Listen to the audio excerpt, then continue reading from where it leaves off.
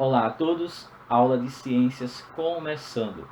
E hoje daremos início ao estudo da biodiversidade e trataremos dos seguintes assuntos: classificação dos seres vivos, variedade dos seres vivos, exemplos de classificação dos seres vivos, conceito de espécie, nome da espécie e gênero. E também ainda sobre diferenças individuais entre as espécies. Classificação dos seres vivos. O que significa classificar os seres vivos? Classificar os seres vivos significa agrupá-los levando em consideração algum critério. Como critério, podemos utilizar, por exemplo, a forma de locomoção de um ser vivo. De acordo com o tipo de locomoção de um ser vivo, podemos dizer que eles sejam nadadores. Nadadores são aqueles seres vivos que nadam. Podemos dizer que os seres vivos podem ser corredores, saltadores, voadores. Então, o critério utilizado aí foi a forma de locomoção: nadar, correr, saltar, voar, etc. Eu posso também agrupar seres vivos de acordo com o tipo de ambiente que ele vive. Eu posso dizer que tem seres vivos aquáticos, seres vivos terrestres. Qual o critério utilizado aí? Isso mesmo, o tipo de ambiente que eles vivem. Eu posso classificar os seres vivos em mamíferos. Então, quais seres vivos que fazem parte do grupo dos mamíferos? Aqueles que mamam, se alimentam de leite materno quando filhotes. Então, o critério utilizado aí para dizer que um animal é mamífero é a capacidade que ele tem de se alimentar de leite quanto filhote, tá certo? E assim por diante. Critério é aquilo que você vai utilizar para justificar o agrupamento de seres vivos ali que você está formando, tá certo? Então, classificar os seres vivos é muito importante. Por quê? Porque facilita a localização deles e facilita a compreensão sobre aquele grupo de seres vivos que apresentam apenas aqueles critérios. Isso é muito fácil para os estudiosos, isso é muito fácil para os biólogos, né? Ou para a população em geral, saber a que grupo ou como está classificado aquele ser vivo. Sabendo a classificação dele, podemos ter um fácil acesso sobre as informações referentes a eles, tá certo? Isso facilita bastante o estudo sobre os seres vivos. Nas próximas aulas, estaremos retratando mais ainda sobre a importância de classificar os seres vivos. Veremos, né, elementos que a classificação de seres vivos tem contribuído bastante para a compreensão deles, tá certo? Pessoal, é necessário classificar os seres vivos, por quê? Porque há uma variedade muito grande de seres vivos no ambiente. Você já viu imagens em livros ou na TV de ambientes aquáticos? Você já observou quantos tipos de peixes existem ali nos oceanos? A variedade de cores, de tamanhos, é uma variedade muito grande. E a variedade de algas, de crustáceos, de mamíferos, de répteis marinhos. Então você observa que há uma variedade muito grande de seres vivos em ambientes aquáticos. E em uma floresta? Então, existem ali mamíferos, aves, insetos, vermes, larvas. Uma infinidade de seres vivos habitam uma floresta. Então, agrupar os seres vivos de acordo com alguns critérios, obviamente, é de grande importância, pois facilitam muito a compreensão dos ambientes e dos seres vivos desses ambientes através de classificação. Então, A variedade de seres vivos no ambiente é muito grande. Há milhões e milhões de espécies de seres vivos no planeta Terra. Além disso, existem as variedades entre as espécies. Então, classificar esses seres vivos é de grande utilidade para os estudiosos, para os biólogos, para os cientistas que visam explicar a vida, que visam explicar os seres vivos, que visam conscientizar a população mundial a respeito da preservação, do cuidado que devemos ter com essas espécies. Então, a variedade de seres vivos, o estudo sobre ela é facilitado pela classificação biológica, classificação de seres vivos. Exemplos de classificação de seres vivos. Vamos a mais aí um exemplo de classificação de seres vivos. Gente, existem seres vivos que produzem o próprio alimento. Então, existem grupos de seres vivos que produzem o próprio alimento. Exemplo: algas, plantas. Esses dois grupos de seres vivos são exemplos de seres vivos que produzem o próprio alimento. Daí se dá um nome a esse grupo. O nome desse grupo é produtor. Produtores. O que é um ser vivo produtor? É um ser vivo que tem a capacidade de produzir o seu próprio alimento. Fazem parte desse grupo plantas, algas e cianobactérias, que é um grupo de bactérias, e ainda temos as árqueas, né? Esses grupos são capazes de produzir o seu próprio alimento, tá certo? E por isso eles são chamados de autótrofos ou autotróficos. Por que este nome? Por que esta palavra? Essa palavra indica que eles são autoprodutores do seu próprio alimento. Tá certo? Significa que eles mesmos produzem o seu próprio alimento. Então, autotróficos são seres vivos que produzem o próprio alimento. Auto significa você mesmo, né? Você mesmo. E trófos significa alimento. Então, produção de alimentos por conta própria. Significa dizer que esse ser vivo é autótrofo, ok? Mas tem aqueles seres vivos que não são capazes de produzir o seu próprio alimento. Então, qual aí é a forma que ele vai obter o seu alimento? Consumindo, se alimentando de outros seres vivos. Então, se ele consome outros seres vivos, se ele se alimenta de outros seres vivos, então eles são chamados de consumidores. E também heterótrofos, tá certo? O que é um ser vivo heterótrofo? É aquele ser vivo que não vai produzir o seu próprio alimento. Ele precisa consumir outros seres vivos. Ou um ser vivo por inteiro, ou partes, ou de algo que venha de um ser vivo, tá certo?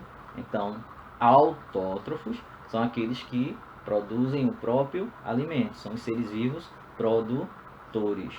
Heterótrofos são os seres vivos que se alimentam de outros seres vivos. São aqueles seres vivos que não produzem o próprio alimento. Gente, se plantas, algas e cianobactérias são autótrofos, então quais exemplos podemos citar de heterótrofos? Seres humanos, bois, gatos, cachorros. Esses são alguns exemplos de seres vivos heterótrofos. Heterótrofos por quê? Porque não são produtores, não produzem o próprio alimento. Eles são consumidores. Eles precisam consumir, comer outros seres vivos ou parte de outros seres vivos. Ok?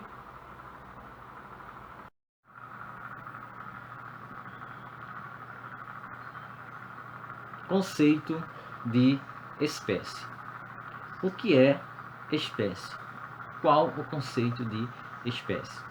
Espécie é um grupo de ser vivo que podem se cruzar entre si e gerar descendentes férteis. Então, aquele grupo de ser vivo que é capaz de cruzar um com o outro e gerar descendentes que também vão se cruzarem e gerar novos descendentes, significa dizer que esse grupo de ser vivo é da mesma espécie. Exemplo: homem e mulher podem se cruzar e gerar descendentes. Descendentes são os filhos. Esses filhos, quando crescerem, vão também se cruzarem e gerar descendentes. E assim por diante. Isso acontece porque homem e mulher pertencem à mesma espécie. Cavalo e égua são da mesma espécie. Por quê? Porque podem se cruzar entre si e gerar descendentes férteis, descendentes que também vão se reproduzir. Jumento e jumenta são da mesma espécie, porque podem se cruzar entre si e gerar descendentes que também são férteis. Um exemplo de seres vivos que não é da mesma espécie, que não são da mesma espécie. Jumento e égua podem se cruzar? Podem. Geram filhos? Sim. Esses filhos geram novos descendentes? Não. Então, isso ocorre porque o jumento e a égua não são da mesma espécie. O filhote, chamado mula, não pode gerar novos descendentes. Podem até se cruzar com outra espécie, mas não vão gerar descendentes, porque são filhos de seres vivos de espécies diferentes. Ser da mesma espécie significa isso: ter a capacidade de se cruzar entre si e gerar descendentes que também podem fazer o mesmo, ok? Se os descendentes, apesar de se cruzarem, não gerarem filhos, então eles são filhos de espécies diferentes, ok?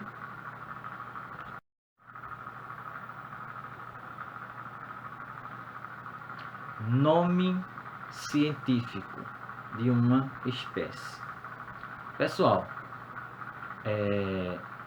já falei para vocês a respeito da diversidade de seres vivos que existem no nosso planeta. Você já sabe que nos oceanos, nos rios e lagos, florestas, desertos, matas, existem uma variedade muito grande de ser vivo, uma diversidade muito grande de ser vivos. Ficaria difícil os cientistas estudarem todos eles sem identificá-los por um nome. Como, por exemplo, como um cientista brasileiro pode identificar um ser que seja da mesma espécie, ou pesquisar um estudo sobre ele, ou fazer uma pesquisa sobre eles. Por exemplo, a gente sabe que no Nordeste, uma planta chamada macaxeira, comestível, ela é conhecida como macaxeira aqui no Nordeste, mas lá na região, os estados do Rio de Janeiro, por exemplo, e São Paulo, são conhecidas por outro nome, tipo aipim, mandioca. Então veja, a mesma planta com nomes diferentes no mesmo país. Você sabe também que gato em português, no Brasil, é gato. A palavra comum é gato. Mas no inglês é cat. Então outra palavra é diferente. No francês é outra palavra diferente. No japonês e no Japão e na China, por exemplo, na África, em alguns continentes da África, o nome é diferente. Então veja que o nome comum de uma espécie é diferente de uma região para outra ou até mesmo de um país para outro. Então imaginem vocês, um cientista ter que saber que gato possui diversos nomes em diversas regiões do país e até mesmo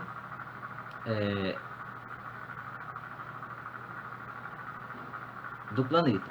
Então, gente, para resolver essa situação ou situações como essa, os cientistas identificam ou nomeiam um ser vivo com um nome especial. Então esse nome é acordado entre todos os cientistas tá certo? O descobridor daquele ser vivo, tá certo? Dá o nome, pode dar um nome científico para esse ser vivo, e todos os outros cientistas irão conhecer aquele ser vivo com aquele nome científico. Mas para nomear um ser vivo, é obrigado a obedecer algumas regras, tá certo? Essas regras foram propostas por um cientista, né, por um estudioso chamado Linneu. Linneu, ele estabeleceu algumas regras. Por exemplo, o nome da espécie tem que ser duplo, tem que ser formado por duas palavras. Esse nome ele tem que ser em latim. Latim é uma língua quase não usada, tá certo? E também deve ser sublinhado ou escrito em itálico.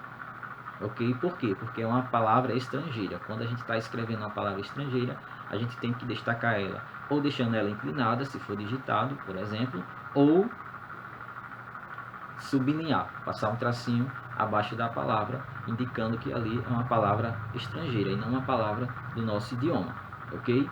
Então vamos lá. O nome científico tem que ser formado por duas palavras, sublinhado e escrito em latim, sendo que a primeira letra da primeira palavra que indica o gênero deve ser maiúscula e todas as outras letras minúsculas. A segunda palavra deve ser escrita toda com letras minúsculas.